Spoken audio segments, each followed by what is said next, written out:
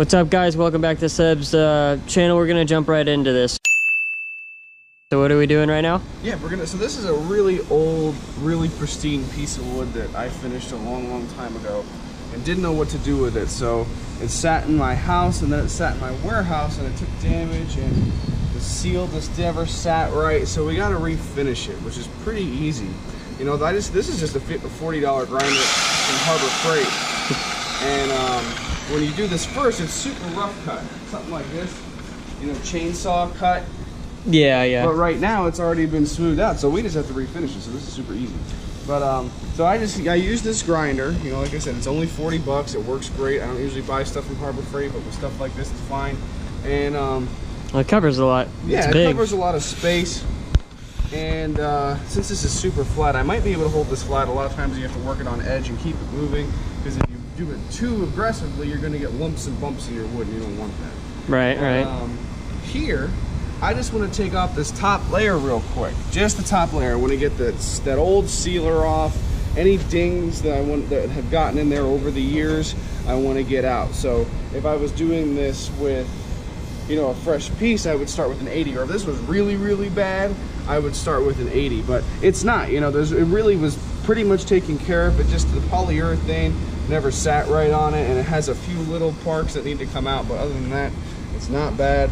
So an 80 grit on the sander, right? 80 grit? Not right now. If it was worse. This is a 240. If it was worse. Yeah, if it was in bad shape, I would use an 80. But right now, it's really not. So I just want to take that top layer off. I'm going to use this 240. This 240 is going to be cooked after because it's going to be all gummed up with polyurethane. But that's okay. You know, it's already used. So if it gets trashed, that's fine. So let's do it. All right.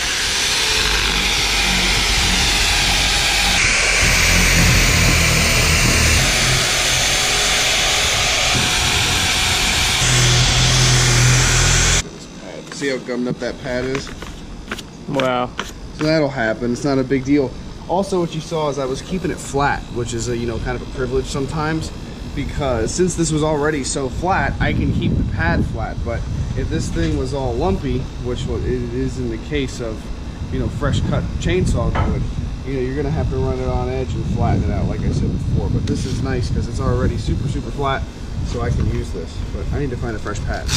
That one's trash too, so now we have two these trash. Are both trash. We took all that gunk off, and now we just gotta wipe it down. It's not done yet though, so we gotta move it to a 350 next. We're gonna sand this down with a 350, and if I flip it over, I know I gotta do some sanding on the bottom. But even though it's the bottom of the piece, I still want it to be perfect. Sacrifice quality by being lazy. We're gonna do the bottom too? Yeah, a little bit. So now we got the bottom. You can see long ago when I did this, there's still chainsaw marks in the bottom of this, which we want to get out. These. And for that, we use the 80 grit on this grinder. You don't have to go lower than that. These are real hardwoods, and the 80 grit works fine. It's not worth it to go down to something like a 40, because then you got to worry about getting all those heavy scratches out. Whereas the 80 does just as good of a job, and it's easier to gum up. So I go right from the 80 on the big grinder to the 240, then a 320 on the orbital, and it's done. You know, it's ready to oil.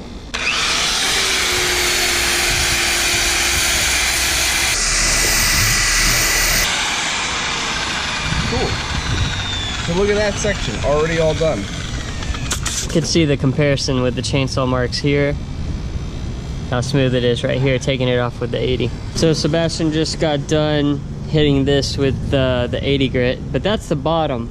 So you're gonna flip it back over? We're gonna flip it back over and finish it up.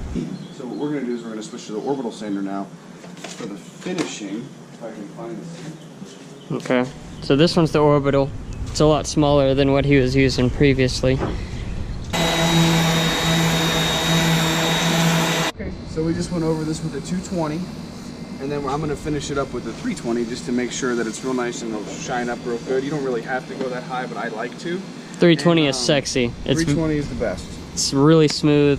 And you do this, you can do this all with the orbital. You don't need the grinder. But if you wanted to get both for, you know, a home, like if you're working from home, you don't need the, you know, heavy duty industrial stuff. You can go to Harbor Freight. The grinder is 40 bucks. This is probably between 40 and 50. With the papers, you probably got $100 to refinish this whole thing.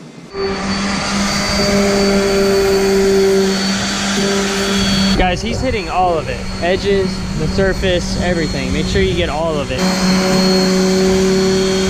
All right, what's next? All right, we're ready. This is it. So all we gotta do is take a clean rag. Clean rag. Wipe all that excess dust off because you want to, before you oil it, you want to make sure it's clean.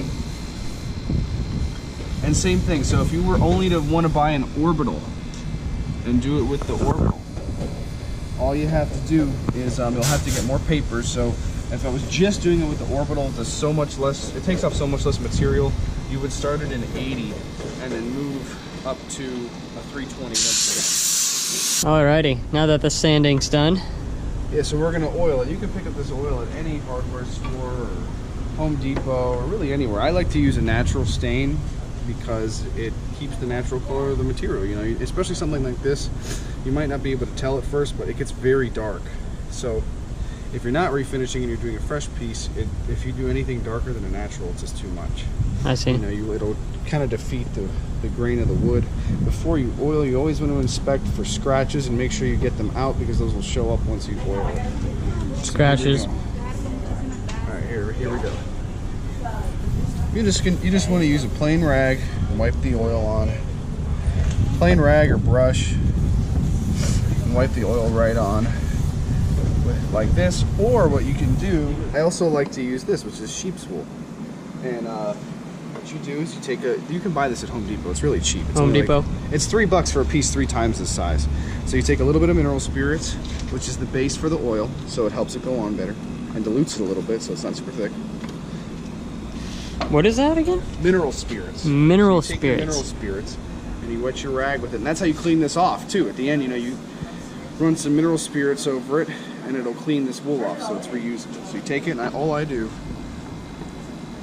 is splash it a little bit on there. And it goes on so nice and smooth. Wow. Isn't that nice?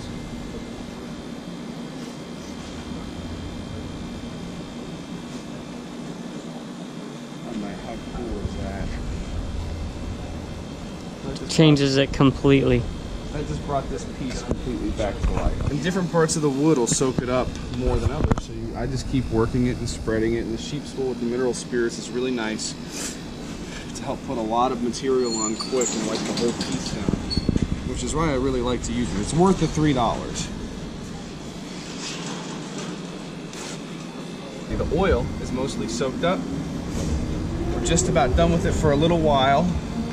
So I kind of just spread it around until it all soaks in. Then right now, you know, it's pretty good. If there's any excess oil that gets pushed out of the wood because it's saturated, you got to go back through and just kind of wipe it out. It's not a big deal. And now we got to let it sit and dry, and then we're gonna wax it, and it's done. This table is amazing. I just thought I'd put this clip in here because it's gonna look even better. But this is the tutorial video, so we still need to wax the top of this, but we just put the legs on it. It took us a while, and I just wanted to show you all this. But this piece is freaking amazing. So Sebastian's putting another layer of oil on here. So we're actually gonna let it dry and come back tomorrow. And now this thing is ready to be waxed, I think, right? Yeah, it's ready. You wanna let the oil sit at least overnight. Okay. So it's nice and dry in the morning. Dude, that's a nice hat. So we're just gonna wipe it down real quick with a dry wipe, I guess. Yeah, you make sure you want to make sure there's no dust or debris on your surface. And then we take our wax. What kind of wax is that? Mylan's wax. It's got a brown tint to it. Okay. We'll see if it will. You know, sometimes the wax changes the color and you don't like it, so we have to sand it off. But we'll see. It's a big surface. You don't want to let this sit in the sun or open too long because it will melt. The wax will melt? The wax will melt. It's so freaking hot out. I just took it out and it's already melting. You can basically watch it dry. It's so freaking hot out, like almost instantly. First coat of wax on it. And what does the wax do anything except for make it look good? Protects it? Well, and it'll help it shine. And it helps it shine? It'll shine it up. That's why we wax it. It'll shine the piece up. But right now, it's just, I have to buff it. Now we gotta buff it. Which is basically just, you can just rub it down with like a cloth. But you have to wait for the wax to dry a little bit. And you can put as many coats of wax as you want to make it shiny. It depends on the finish you want. I'll probably just put one. Let's see. So this is it. We're all waxed. We hand buffed it. So this is, and I think it came out really freaking cool. We put some legs on here too, so if you'd want a video on that, you know, it's an invisible seal. I can go through that and show the process of that too, because I have another piece like this that's gonna come out soon from very beginning to very end. So completely sanded down, legs made and installed. So, but yeah, this is completely restored.